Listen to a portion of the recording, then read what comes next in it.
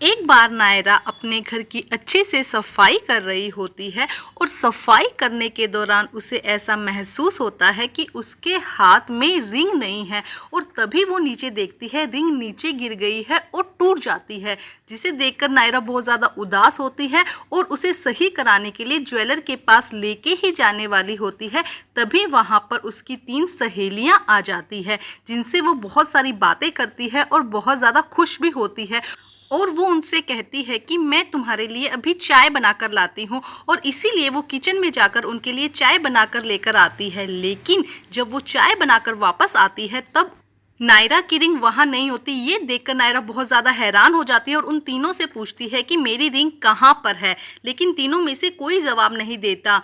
तब बबीता कहती है कि मेरा तो फ़ोन आ गया था और मैं फ़ोन पर ही बात कर रही थी। तभी दया कहती है कि मैं तो ये बुक पढ़ रही थी, मुझे नहीं पता कि तुम्हारी रिंग कहाँ पर है।